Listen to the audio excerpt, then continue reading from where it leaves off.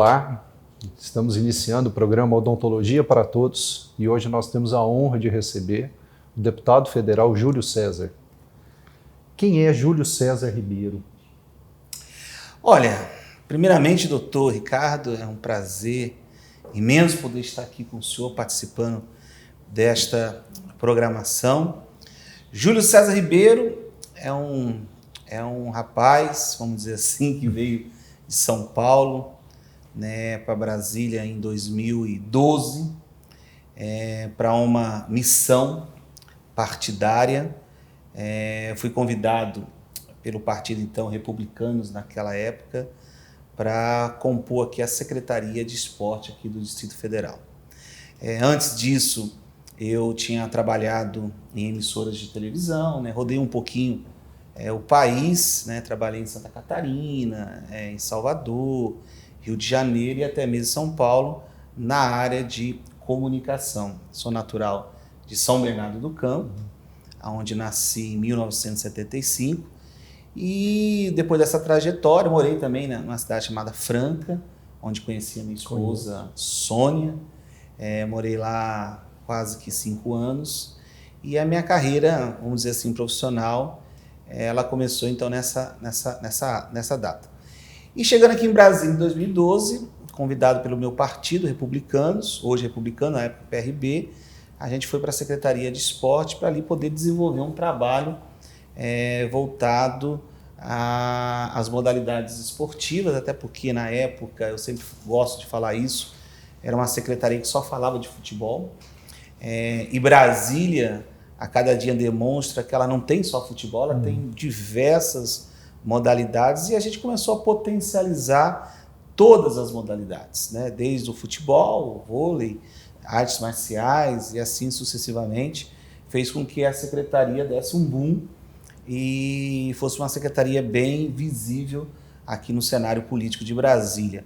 Graças ao trabalho lá desenvolvido, a gente conseguiu se candidatar em 2014, o partido viu que eu tinha chance de poder ganhar a eleição como deputado distrital, então a gente lançou a nossa candidatura e, para minha surpresa, a gente conseguiu vencer naquela época como deputado mais votado aqui em Brasília, com 29.384 votos. A gente nunca esquece, né?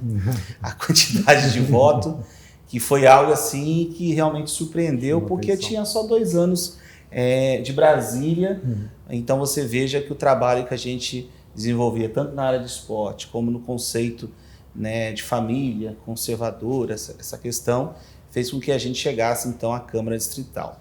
Lá fiquei 4 anos, desenvolvemos lá diversos trabalhos, várias leis aprovadas, né, diversos segmentos. Lá eu deixei de ser o deputado, né, o Júlio, que era do esporte, e comecei a ampliar o meu leque de atuação também na área de educação, na área de saúde, segurança pública e outras áreas que a gente trabalhou muito. E em 2018, meu partido novamente vê a possibilidade de fazer um deputado federal aqui na capital.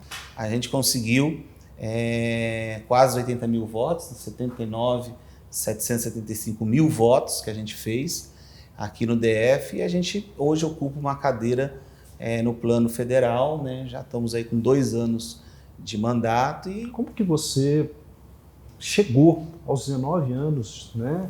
Chegou à sua formação e teve esse chamado de ser, em 94, já pastor da igreja? Eu queria um pouquinho a sua visão em relação a isso. Como que você se encaminhou para isso, né? Essa vocação, digamos assim. Isso aconteceu em Franca, né? Na verdade, em 94, eu me casei com a minha esposa Sônia, mas eu tive uma experiência com Deus em 92. E por que aconteceu essa experiência? Porque dentro do meu lar, como do lar de muitas pessoas, a gente sempre vê na vida dos outros, mas também acontece na nossa. Eu tinha uma família, vamos dizer assim, destruída, né? Meus pais brigavam muito, né? Era uma discussão, havia vícios, né, dentro da minha casa, tanto da área do meu pai como da minha mãe. e a miséria, ela reinava, porque meu pai trabalhava em São Paulo, e ele tinha um carro muito bom, e aí, só que ele era infeliz, né? Ele achava que deveria voltar para o interior onde estavam os seus pais, e aí ele, né, começou a ter problema de saúde, brigas, e aí achou que a solução era voltar para a casa dos seus pais ou na região. E aí ele pediu demissão, fez um acordo com a empresa. Naquela época pegou um valor muito bom. O problema que ele tinha em São Paulo, na verdade, continuou lá em Franca, e as coisas começaram a piorar, porque o dinheiro começou a acabar, não conseguia emprego, né? Teve que trabalhar algumas vezes de boia fria, e eu confesso a você, doutor Ricardo, que batia a tristeza, né, de ver o seu pai, né, chegando no finalzinho do dia, junto com o meu avô, né, tudo sujo de barro, né, porque trabalhou, e não é por conta do trabalho, mas a pessoa trabalhar muito e ganhar muito pouco, porque infelizmente a gente sabe que quem trabalha nessa área tem um desgaste muito grande e recebe bem pouco, e quase não dava para sustentar a casa. Eu tive a oportunidade de conhecer lá, né, como era a igreja, e eu lembro até hoje que quando eu cheguei, né, e antes disso, meus pais começaram a ir na igreja e eu comecei a ver uma transformação. Aquele ambiente familiar que tinha brigas, contendas, eu comecei a observar que dentro de casa já não tinha mais. De repente meus pais largaram, né, os vícios, né, meu pai da bebida e do cigarro, minha mãe do cigarro. Você trabalhava com o que, Júlio? Eu comecei a trabalhar no escritório de contabilidade, eu era office boy. Eu lembro que eu tinha uma bicicleta e aí a gente fazia os pagamentos, movimentações. Só que eu era um jovem empreendedor, tinha visão, eu sabia que eu podia crescer. E aí, voltando e finalizando, e aí em 92, vendo essa mudança e querendo também um preenchimento, fui para a igreja, e lá eu tive uma experiência com Deus, onde Deus veio, me preencheu, me deu paz. Acho que o que falta em muitas pessoas é ter a paz, né, de espírito. E lá tive a oportunidade, já em 93, conhecer a Sônia, que já era uma obreira da igreja já há um bom tempo. E aí eu comecei a namorar, e quando foi em 94, a gente casou. Foi tudo rápido, né? A gente namorou, noivou e casou num período de 10 meses. Nós já estávamos casando, e para a honra e glória do Senhor Jesus, nós estamos aí já casados há 26 anos. Um casamento assim, de muitas lutas, guerras, né? Porque todos nós enfrentamos, mas um casamento sólido, estável, entendeu? Nós não temos filhos, né? Porque nós entendemos que aquilo que Deus fez para nós, né, de nos dar uma vida, né, de alegria, de paz, a gente quer sempre estar retribuindo e fazendo isso para as pessoas. Foi por isso que eu decidi ser pastor, né, deixar minha profissão. E nessa época eu já trabalhava numa emissora de televisão lá em Franca, tinha 17, 18 anos, mas eu larguei tudo para poder fazer a obra de Deus, porque eu acreditei que aquilo que Deus fez na minha vida eu deveria fazer pela vida das pessoas. E graças a Deus, Deus tem me abençoado, né? E eu sempre percebo que quando a gente fala, poxa, quando você tem 45 anos, quanto tempo de casado? 26, as pessoas se assustam, porque é difícil. Eu não vou te negar, eu assustei. É. Em relação à carreira profissional, você é advogado, né, desde 2005, se não me engano? Isso. Você chegou a advogar? Qual a sua experiência em relação ao direito? O que ela o panorama que ele abriu para você em relação a isso, né, a vida? Uma boa parte da minha vida eu sempre fui diretor de emissoras de televisão. Trabalhei, né, em uma empresa gigante também na área executiva. Então isso me obrigou a estudar, até porque lá em Franca eu tinha começado a fazer o meu curso de faculdade na área de contabilidade. E aí, quando eu entrei na obra, né, de Deus, né, ser pastor, eu tranquei, e aí eu retornei isso lá em 98 em Santa Catarina. Mas era muito corrido, eu acabei não finalizando. Mas depois eu comecei a me envolver nas questões, vamos dizer assim, de empresas, e a necessidade de você conhecer um pouquinho do direito, porque o direito ele acaba abrangendo tudo que você precisa, né? Sim. Então, direito tributário, finança, né? Direito trabalhista, essa questão do relacionamento do funcionário, mas eu nunca cheguei a exercer a profissão de advogado, até porque eu sempre tive uma atividade paralela, né? Em relação a essa carreira política sua tão meteórica, né? Em 2012, você chegando em Brasília, sendo um secretário de esportes, um dos mais conhecidos até hoje, né? Todo mundo lembra de você em relação a isso. Eu vejo vários eventos de esporte, você está sempre lá. O que você acredita que é responsável por isso? De 2012, secretário de esportes, depois deputado distrital e agora já deputado federal. Como que você vê essa carreira em 8 anos de Brasília tão rápido? Olha, eu sempre falo, né, nos meus discursos, e sempre eu faço questão de frisar que tudo isso foi porque Deus permitiu, né, que Deus nos capacitou. Porque se você olhar friamente, quando eu cheguei aqui e fui ser secretário, hoje é legal você falar, fui secretário de esporte e tal, mas quando eu cheguei, eu sei as lutas que eu enfrentei, porque as pessoas falavam, é um forasteiro que está vindo de fora. 37 anos, né? Forasteiro, não é esportista porque tem aquela visão, o cara é secretário de saúde, tem que ser médico. O cara é secretário da segurança pública, tem que ser policial. Sim. Então, o secretário de esporte tem que ser um atleta. Né? E aí as pessoas olhavam para mim e falavam, ixi, nem cara de atleta ele tem, né? Porque eu sempre fui gordinho, né? E aí eu tive rejeição, teve presidentes aí de federações que até se manifestou, né, na mídia, não, temos que tirar, não pode, forasteiro.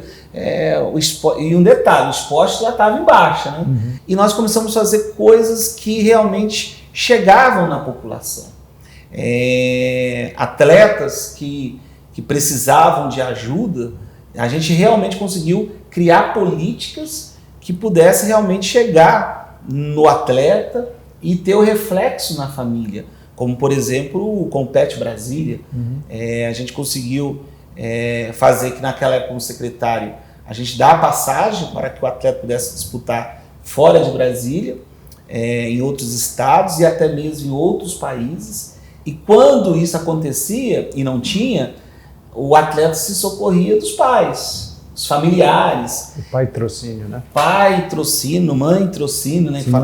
A gente falava naquilo, até porque eu sempre digo, doutor Ricardo, que o esporte é um elemento transformador na nossa sociedade. Nós temos vários, mas eu sempre digo, o esporte aliado à educação, né, forma cidadãos do bem, caráter, né? Caráter. Claro que a gente tem, hoje eu falo, tem a cultura, né? Se você souber fazer a cultura com a educação, sempre a educação tem que estar. Porque você tira os jovens das drogas, da marginalidade. Por exemplo, eu tenho uma lei que é o esporte à meia-noite. Você vê, a gente leva, né, as pessoas a praticar o esporte à noite. Em vez de ficar na rua usando drogas, né, se prostituindo, né, a gente criou espaços para que o jovem possa lá ficar praticando. Porque você está praticando e ele está com a mente dele ocupada, aquele ditado é verdadeiro, né, que a mente vazia é a oficina do diabo. Né? Então, a gente atendia no Compete Brasília, iniciou no primeiro ano com quase 500 atletas, mas no meu último ano, em 14, a gente conseguiu atender 4.000 atletas sendo beneficiados. Você pega o Caio Sena, da Marcha Atlética lá de Sobradinho. Eu lembro que em 2012 a mãe dele chegou para mim e disse assim, secretário, o meu filho tem condições de representar Brasília numa Olimpíadas. Só que isso são degraus, né? Ele não vai ser amanhã. Então ele precisa fazer o circuito, né, para poder ter o ranking dele, para ele poder chegar lá, né? Então ele vai precisar ir para Portugal, para Itália. Eu disse, não, pode ficar tranquilo que eu vou dar todas as passagens. E ele, em 2016, no Rio de Janeiro, participou de uma Olimpíadas aqui no Brasil. Eu sou presidente hoje da Frente Parlamentar do Esporte na Câmara Federal, justamente para poder buscar mecanismo para que isso não acabe, porque é muito ruim, né? Temos aí os Centros Olímpicos. Na minha época nós conseguimos aí ter 12 Centros Olímpicos, cada Centro Olímpico atendendo em média 4.000 pessoas. Eu lembro que eu fiz parceria, não lembro com quem agora, mas a gente colocou lá algumas cadeiras de dentista para que a comunidade foi na estrutural para que pudesse fazer lá. E a gente tem a odontologia do esporte. E é necessário. Então nós temos meios de atuar justamente nesses centros. Centros olímpicos, paralímpicos, né?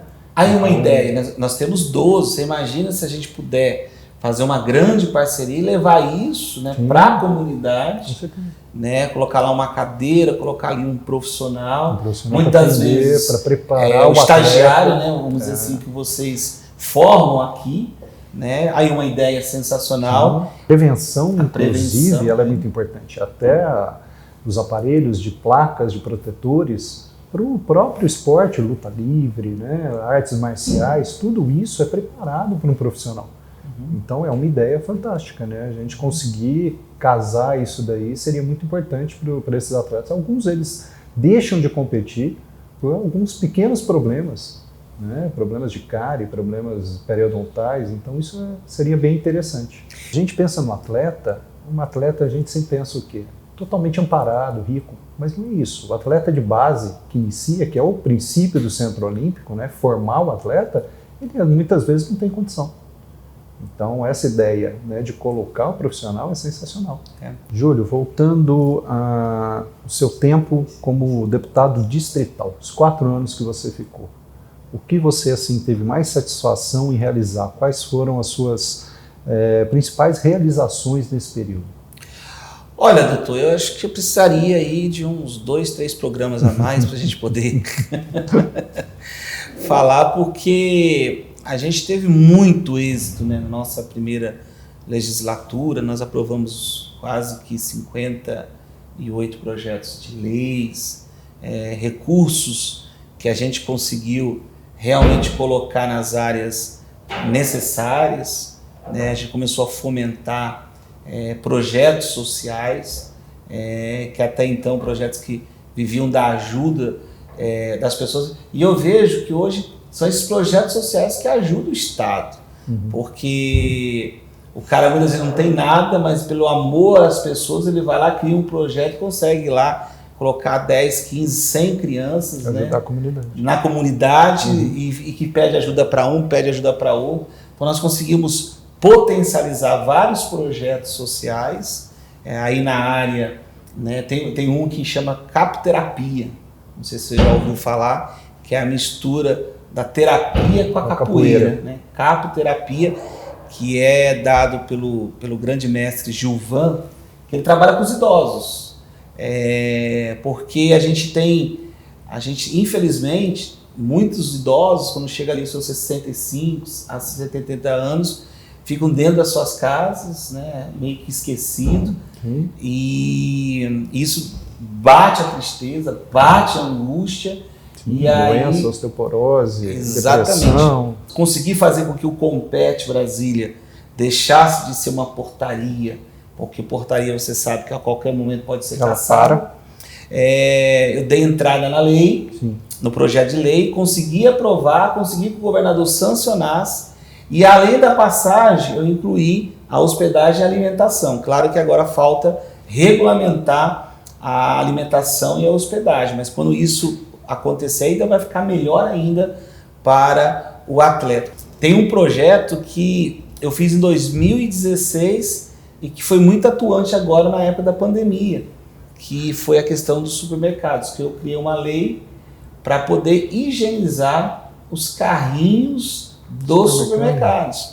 Que eu falava que todas as vezes, porque muitas vezes você pega o carrinho, você anda no supermercado todo, aí você pega lá uma carne, né, que está dentro do saco, daqui a pouco fura aquele sangue, iogurte, vai tudo para dentro do carrinho e são bactérias que ficam ali, né?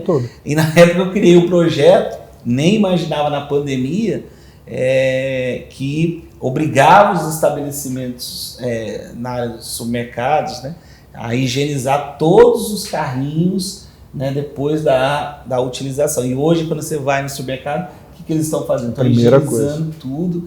E hoje, como federal, né, quais são suas bandeiras, suas lutas na área da saúde também, da odontologia? O que você vê hoje como algo que te motiva a trabalhar? Olha, nós, eu falo isso até um pouquinho como, né, como reflexão, a gente tem que fazer. Que ano difícil, né, 2020, né? A gente esperava que tudo acontecesse de bom, né? Mas nunca imaginava que viria uma pandemia. Acho que a gente esperava tudo menos isso. Né? Menos isso, né? E eu acho que isso daí fez, né, com que deixássemos de avançar em muitas áreas, porque tivemos que ficar tudo aí parado, aguardando as coisas se encaixarem. Mas assim, enquanto parlamentar, eu posso dizer que nós conseguimos ajudar a aprovar muitas leis nesse período, vamos dizer, emergencial, todos voltados para a questão da pandemia, porque na verdade os projetos que a gente deu entrada, todos ficaram sobre o Estado, né, porque o ano de 2020 ficou só nessa questão mesmo de projetos voltados para a pandemia, mas conseguimos aprovar o auxílio emergencial, por exemplo. A gente teve agora recentemente a notícia da Ford, que está fechando a sua fábrica, vamos dizer, aqui no Brasil. São milhares 3, de empregos. São 5 mil pessoas que ficarão desempregadas diretamente, mas o indireto você pode jogar aí para quase 4 vezes mais, né, uns 20 mil, 30 mil. Isso é muito ruim. Vejo algumas pessoas falando assim, mas porque o culpado é o governo Bolsonaro, mas na verdade a Ford soltou um comunicado dizendo que ela já vem enfrentando esse problema financeiro há 7 anos, que ela vem empurrando com a barriga, e que ela já não aguentava mais essa carga tributária tão alta que o Brasil tem. Então, o famoso custo Brasil, né? Exatamente. Na verdade, você abre uma empresa hoje e você já abre já tendo um sócio majoritário, entendeu? Que além de querer o lucro, muitas vezes te fiscaliza, fica em cima de você, não deixa você trabalhar, mas quer o lucro de tudo aquilo. Então, o que nós queremos, de fato, verdade, doutor Ricardo, é eleger um presidente. O meu partido republicano está apoiando o Arthur Lira, né? A gente acredita que na pessoa dele a gente vai conseguir aquilo que o Brasil precisa nesse primeiro semestre, que é a aprovação de uma grande reforma tributária. Se a gente não fizer a reforma tributária nesse primeiro semestre, então eu digo para você que o que aconteceu com a Ford vai acontecer com muitas outras empresas. E cada vez nós vamos ficar mais rurais, né? E a gente perde tudo para Goiás, né? E aí vai tudo para Goiás ou para a Ford mesmo. Eu lembro quando a Ford chegou lá na Bahia, eu estava lá. Então assim, a gente precisa trazer empresas, porque Brasília tudo bem, ela depende do serviço público. Na verdade, o serviço público, mas você viu que teve esse problema, quantas pessoas foram mandadas embora na questão de comissionados, que houve a redução. E aí sofre, né? Aí teve a crise, né? Os terceirizados foram mandados, porque tudo depende do serviço público. Mas são bandeiras que eu defendo, a educação, o esporte, a pauta do idoso e também a pauta da saúde. Eu quero dizer que esse final de ano foi um final de ano em que a gente trabalhou muito, e eu consegui trazer para Brasília para que esse ano de 2021 a gente possa construir 9 creches e mais 3 escolas ali no Guará. Isso dá quase um montante de 56 milhões, fora as minhas emendas individuais, fora as minhas emendas de bancada. Então, um trabalho, né, que a gente fez junto ao governo federal, então está dando resultado. Também consegui 3 milhões para a revitalização aqui de algumas praças na W3, né, praças que precisam, ser revitalizadas, até mesmo para que o comércio volte a crescer e vamos fazer vários investimentos. Eu quero esse ano investir muito no Agarram, porque foi o Agarram que segurou as pontas aí em relação ao Covid, mas a gente sabe que a estrutura do Agarram, por ser muito antiga, quando você entra lá, tá terrível.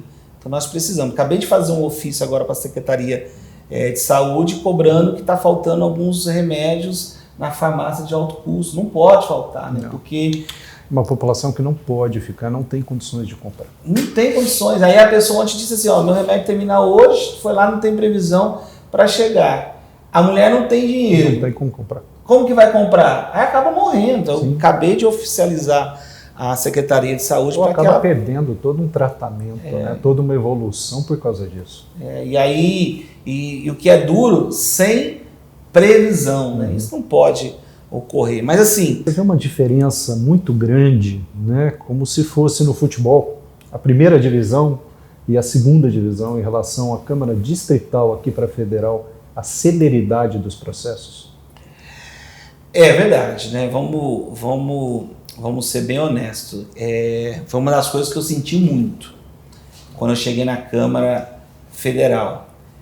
Para você aprovar lá um projeto na Câmara Federal, meu Deus do céu, você passa o dia inteirinho lutando para... Não, isso quando chega no plenário. Sim. Deixa eu iniciar. Vai para as comissões e aí nas comissões demora para poder andar, demora lá quase que 1 ano, 2 anos para poder sair de uma comissão.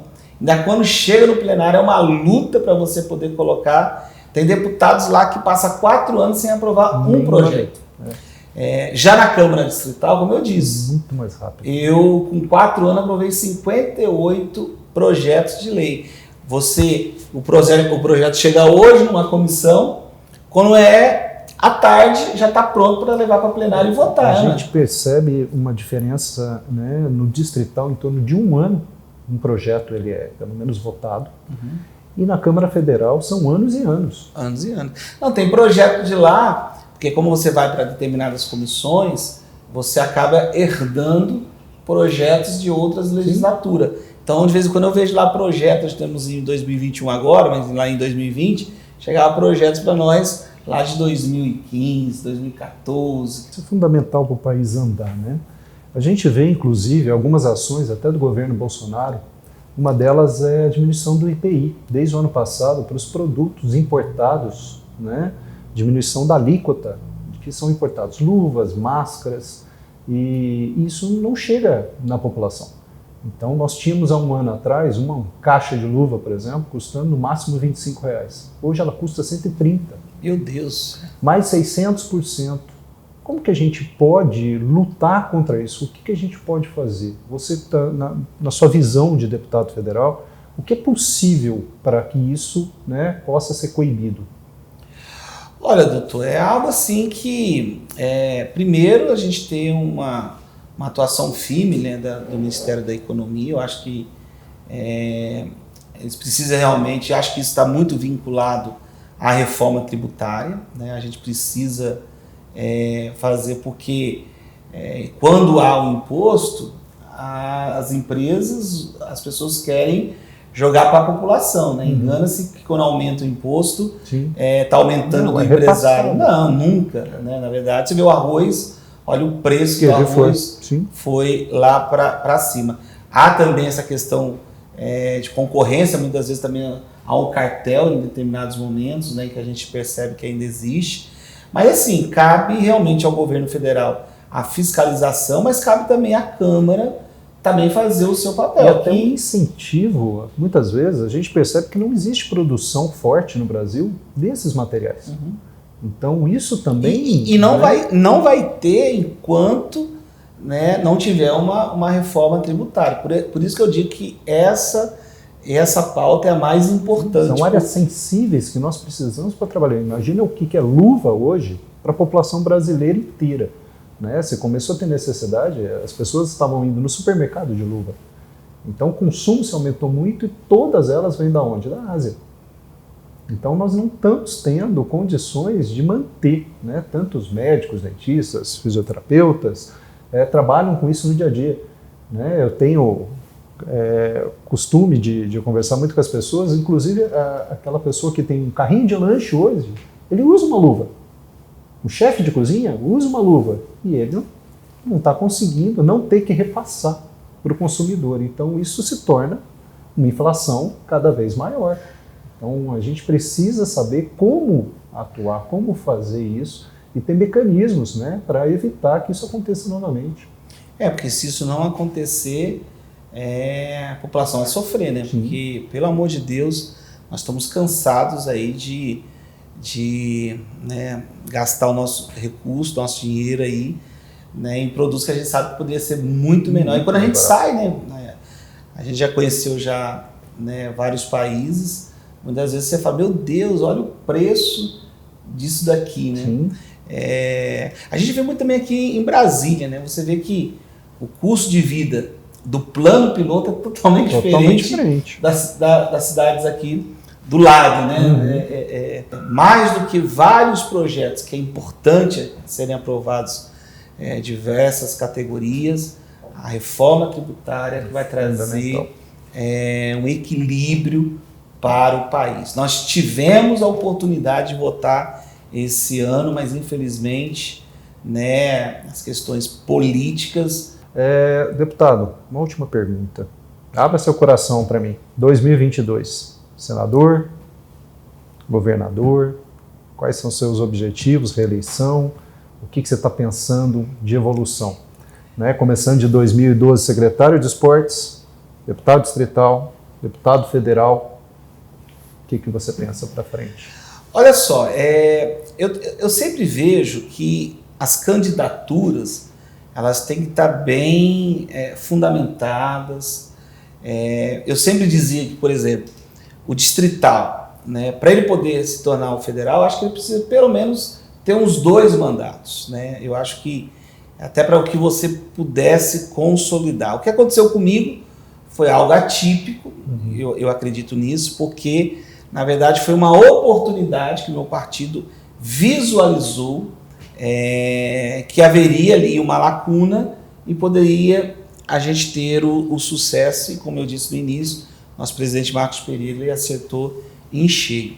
Então eu sempre defendo que as pessoas têm que ficar pelo menos uns 2 mandatos na função. Então, se você me perguntar, o certo, o correto, é que eu saia a reeleição para deputado federal. Então, o meu partido e a minha base, elas já estão trabalhando. Eu acredito que os republicanos hoje têm sim condições de ocupar uma vaga na majoritária. Não digo ainda governador, acho que ainda é muito cedo, né? Muito precoce, porque tudo na vida você precisa ir gradativo, mas uma vice, uma vaga de Senado ou uma suplência de Senado, que faz parte da majoritária, eu acho que o partido já tem condição de alcançar. E nomes? Nomes a gente tem muitos no partido. Acho que é isso que o republicano tem, né? Hoje nós estamos aí com 3 secretarias, ou seja, 3 nomes bons. Nós temos 2 deputados distrital, temos 1 deputado federal e outros membros da executiva que têm condições de estar em qualquer lugar. Então, e o republicano é um partido unido, é um partido uniforme. Acho que é isso que faz a diferença. Não tem briga, né, para poder ocupar o espaço de ninguém. Então, eu estou muito tranquilo, né? Então, respondendo inicialmente sua pergunta, a tendência é que eu seja federal, não tenha dúvida alguma, mas tudo isso vai depender ainda de algumas coisas, né? Vai que o partido veja ali uma lacuna, né? E como a gente sempre fala, eis-me aqui, né? Estamos preparados, mas a tendência é que o deputado Júlio César saia à reeleição. Deputado, eu queria te agradecer, né? Sempre um prazer conversar com você e inaugurando nosso programa Odontologia para Todos e contar sempre com o seu apoio em relação às causas, às demandas, às necessidades da área odontológica. Olha, eu agradeço, doutor Ricardo, eu já tive o prazer de conhecê-lo, né? E não é de hoje, sei do seu trabalho, né, de excelência que você faz na área de odontologia, e eu quero aqui já deixar aqui registrado o meu comprometimento a todas as causas que vocês assim acharem necessário, que a gente possa abraçar e defender na Câmara Federal. Infelizmente, ainda, nós não temos um grande representante na Câmara Distrital, mas quem sabe até 22 a gente consiga encontrar um representante que possa realmente lutar por vocês na Câmara Distrital. E eu quero aqui me unir esse esforço ao senhor, porque eu sei da sua competência, da sua garra, da sua determinação, e eu acho que essa parceria ela tende a crescer e fortalecer a odontologia aqui do Distrito Federal. Muito obrigado a todos que ficaram aí com a gente, e às vezes que precisar pode chamar que a gente está à disposição. Obrigado. O Panorama, experiência além da notícia.